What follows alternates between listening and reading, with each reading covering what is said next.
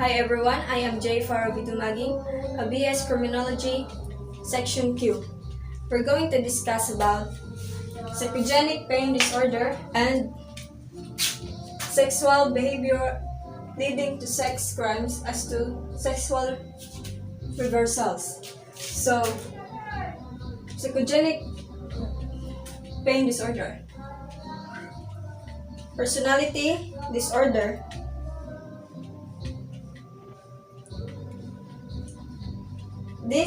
The disorder of character, the person is characterized as a problematic without psychosis. So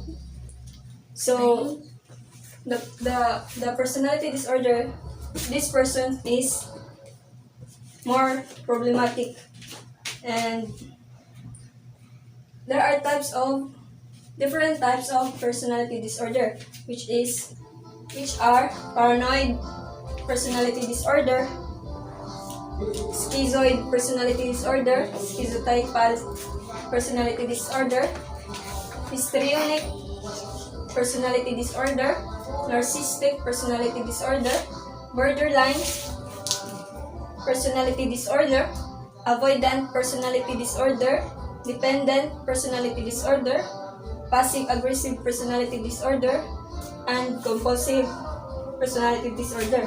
So what is paranoid personality disorder? It is characterized by suspicious rigidity, envy, hypersensitivity, excessive self-importance, with being argumentative and tendency to blame others of one's own mistakes. So the persons with this personality disorder is going to like mangita siya og paaging para mangita siya og kanang paaging nga na siya sala pero iya i-blame sa laing tao. So schizoid personality disorder, this is characterized by the inability to form social relationship and lack of interest in doing so.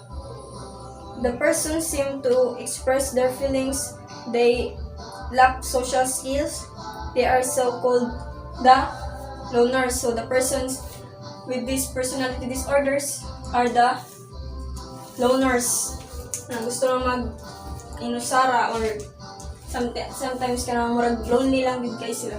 So let's proceed to schizotypal personality disorder.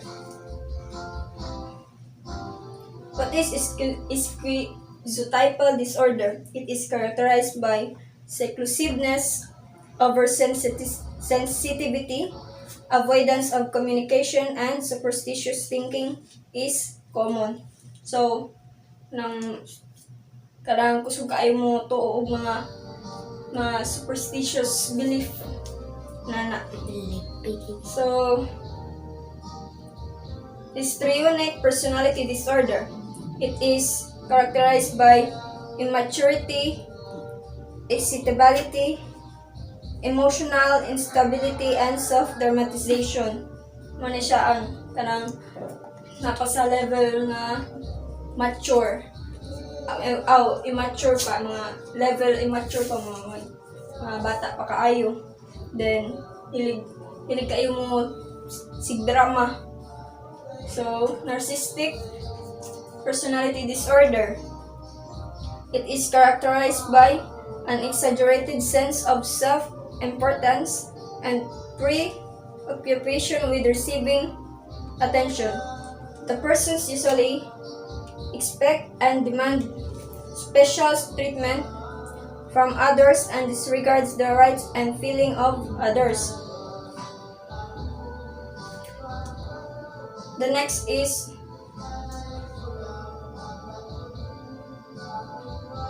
borderline disorder.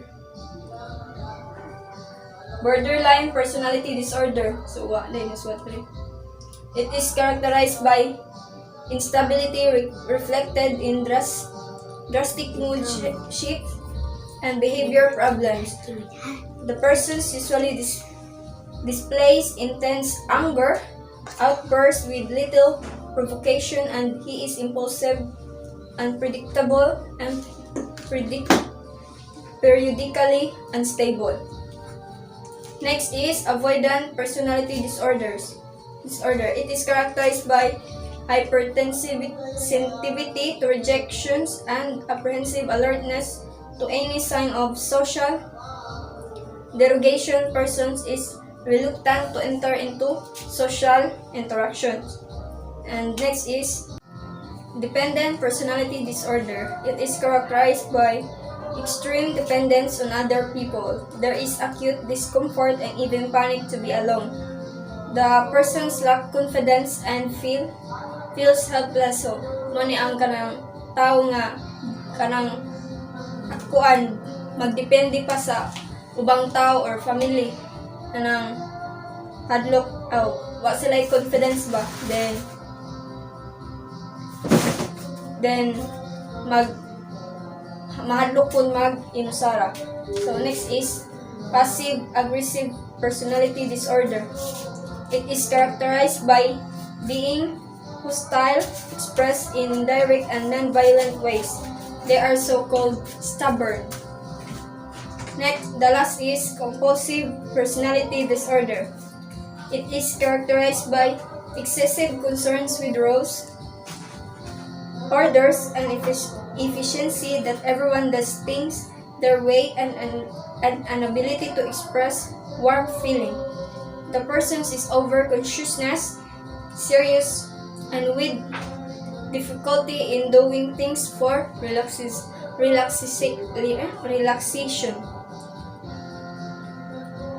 So, kanang example ani kay kanang kuan panganitan tingpas na sa mga projects, then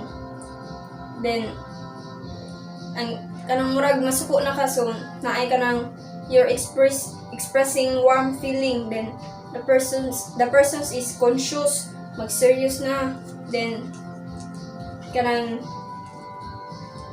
maglisod na og kanang relax kay tungod sa kadaghan og projects. So let's proceed to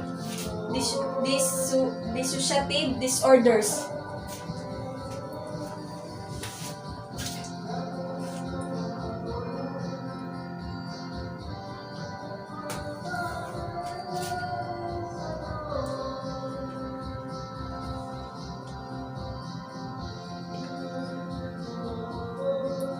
A response to obvious stress characterized by amnesia, multiple personality,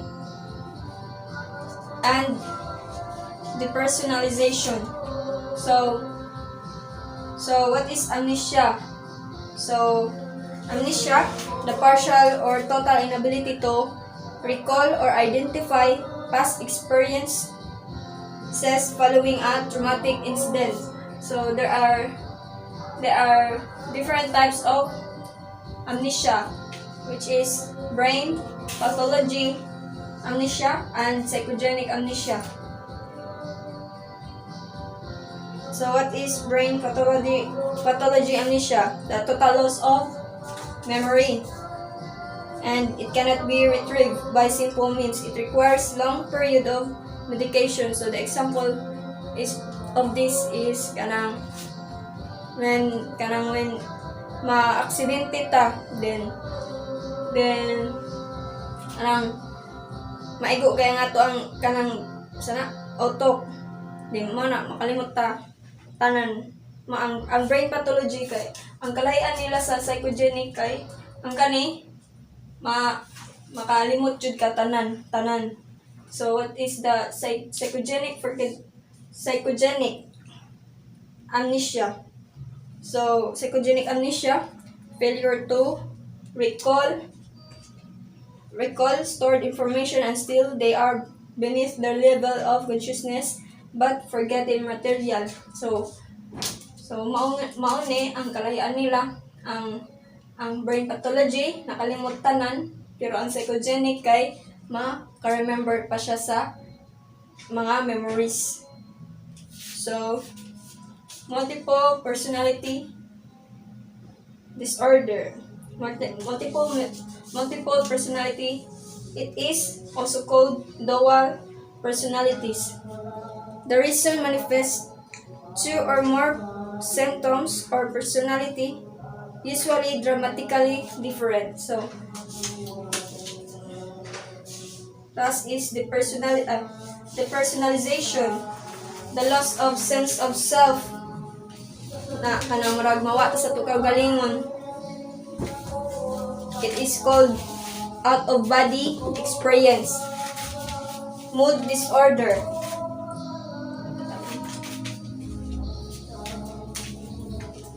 Mood disorder. Mood disorders often referred to as affective disorders. However, the critical pathology in these disorders is one of mood, which is the internal state of a person, and not of affect the external expressions of emotional content, manual or mental disorder. So, classifications of mood disorders. Depressive disorder. So, these are the classifications of mood disorders.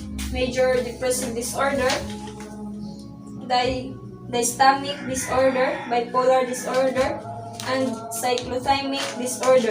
So, what is major depressive disorder? Patients with depressed mood have a loss of energy and interest, feeling of guilt, difficulty in concentrating, loss of appetite, and thoughts of death or suicide. They are not affected with manic episodes. Dystamic disorder is a mild form of this depressive disorder. Bipolar disorder, those experienced by patients with both manic and depressive episodes. So, ang bipolar kay kanang maglaylay ang iyang mood. Like, malipay taron, kalit lang siya og kasad. Sad, balik na pug ka happy. Nana. Cyclothymic disorder, a less severe form of a bipolar disorder. So, let's proceed to sexual behavior leading to sex crimes as to sexual reversals.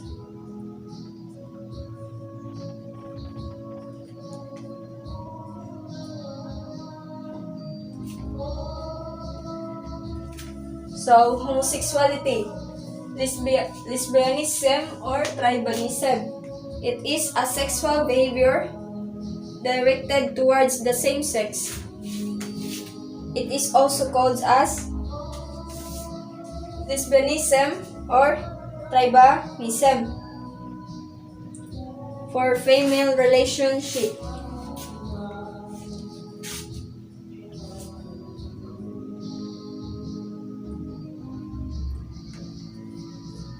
So, kanang the example of this kay kanang babae to babae, then ng anak, then lalaki to lalaki, manay homosexuality. So, transvestism refers to the achievement of sexual excitations by dressing as a member of the opposite sex, such a man who wears female apparel or a woman who wears man apparel. So, ang pasabot ani kay sama sa kanang laki, musulot na sila og pambabay. So, pambabay, ang mga babae musulot na sa panlalaki na transition sa ilang kaugalingon. Next is fetishism. Sexual gratification is obtained by looking at some body parts, underwear of the opposite sex, or other objects associated with the opposite sex. Muna ang mga tao nga ganahan mo mananaw sa ang mga tao nga ganahan mo tanaw sa mga gamit sa mga sa manako, babae ko niya. ganahan ko sa mga gamit sa mga kuan lalaki nana. So pedophilia.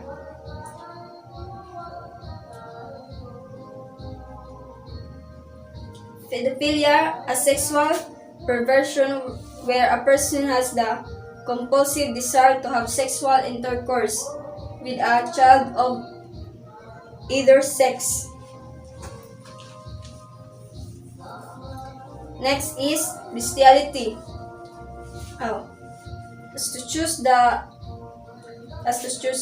to the choice of partner. So pedophilia, so moto, a sexual perversion where a person has the compulsive desire to have sexual intercourse with a child of either sex. Next is bestiality. The sexual gratification is attained by having sexual intercourse with animals. So the example of this is kanang kuan babay o ero na mag-sex ang babae o ero mo na ang bestiality na sila intercourse. Autosexual, self-gratification or masturbation. It is also called self-abuse. Sexual satisfaction is carried out without the cooperation of another. Ang example ni kay sa babae magkaan sila kanang magkuhan na sa ila ba para ma-satisfy sila ba? Ang lalaki kay mag LOLO na maunay kuan sa autosexual. So gerontophilia is a sexual desire with an elder person. So ako kay kuan mo 20 years old niya. Ang ka-intercourse nako kay labaw ba nako og kuan 30 ka tuig. So inana mo na tawag sa kanang gerontophilia. Mas maguwang pa nato mo kuan makik-intercourse ta sa mga mas maguwang pa nato. So necrophilia, an erotic desire or actual intercourse with a corpse. So corpse, the meaning of corpse is kanang patay na. Isang patay na hala kuan ang gyapon nimo gihasa nimo ba? Manay kuan necrophilia. So last is to incest, a sexual relation between person who by reason of blood relationship cannot legally marry. So daghan na tabuan ni sa mga kabatan-unan ron or dalaga kanang wa na sabtan nga parenti dai sila niya uyab sila niya ganan sila magminyo niya inikuan day kay parenti dai sila man di sila makasal anay tawag sa incest. As to sexual urge, satyriasis, an excessive or sexual urge, desire of men to have sexual intercourse. Then next is nymphomania, a strong sexual feeling of women with an excessive sexual urge. As mode of sexual expressions, oralism, it is the use of mouth or the tongue as way of sexual satisfaction. Nindot Fellatio, male sex organ to the mouth of the woman, coupled with the act of sucking that initiates orgasms. Na karang sa babae to babae kay kuan dila ray gamit para nga do sa ang ilang orgasms ba? Manay gamiton nila ang ilang dila sa to suck the kuan private part sa babae. O may lain. Then ang kuan cunnilingus sexual gratification is attained by linking the external female genitalia male sex organ to the mouth of the woman. male, mali ay. Sa fellatio day kay male sex organ to the mouth of the woman coupled with the act of sucking that initiates orgasm. So ang private part sa lalaki kanang ila ipakuan sa ipasak sa kanang baba sa babay. So mo na ang fellatio. So ang kanida yung kunalingos mo ni siya ang katong kuan kaning mo ni ang kanang dila may saksa private part sa babae. Then ang anilism or anilingos, licking the anus of the sexual partner. So anus means kanang sa lubot nato. Muna siya ang kanang licking ang dilaan ang lubot muna.